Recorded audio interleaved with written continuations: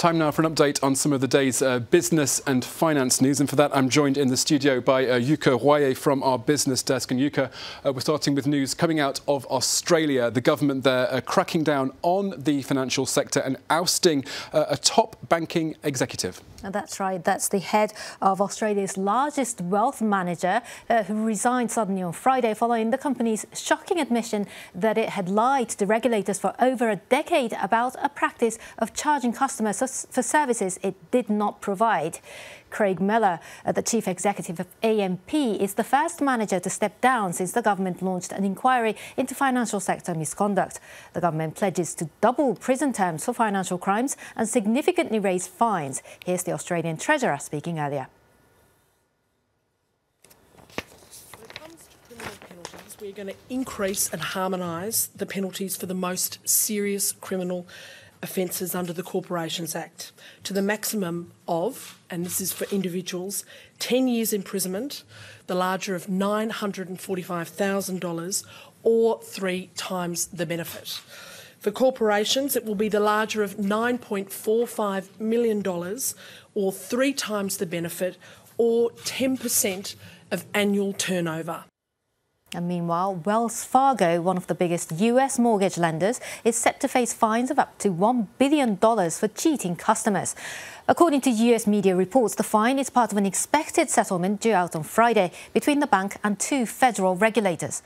Wells Fargo has come under fire over its business practices. Last summer, it admitted that hundreds of thousands of its car loan customers had been sold insurance that they did not need. It also admitted to charging unnecessary fees to mortgage customers. The potential fine would be the largest ever imposed by the US financial watchdogs. Now let's look at the financial markets now. Here in Europe, a mixed picture at the open. Tech shares continue to be under pressure after Taiwanese chipmaker TSMC, a major supplier to Apple, gave a weak forecast for smartphone demand. Now, stocks were also lower in Asia earlier, weighed down by trade concerns, as well as this phone warning. And shares of TSMC, the chipmaker, plunged almost 6% in Taiwan. Turning to the football business now, and France's Paris Saint-Germain is trying to catch up with other European clubs to have a presence in China. The new French champion has just signed a partnership with a Chinese agency to develop its brand in the country. On Thursday, the club opened a complex in Shanghai solely dedicated to them. Our correspondents Katrina Yu and Antoine Védéier have been there to find out.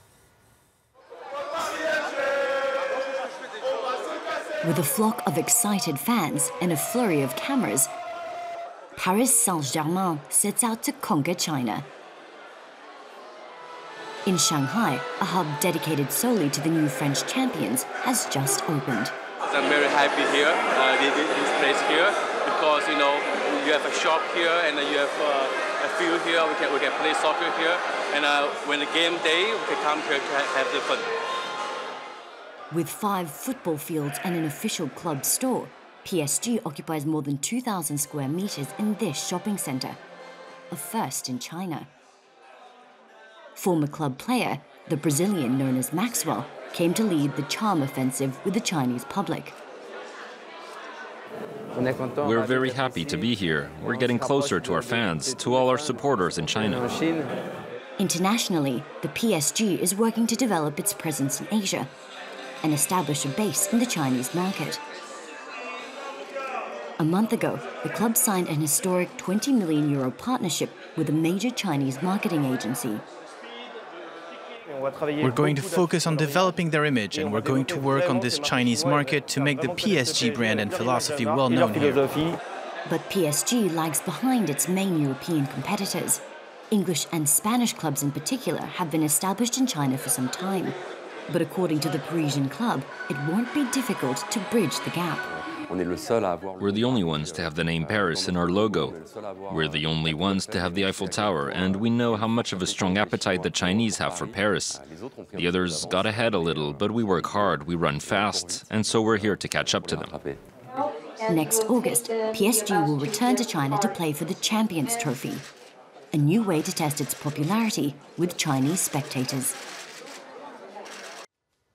So having Paris in the name is all important in the Chinese market. Absolutely. Yuka Wai with the latest business news. Thank you very much.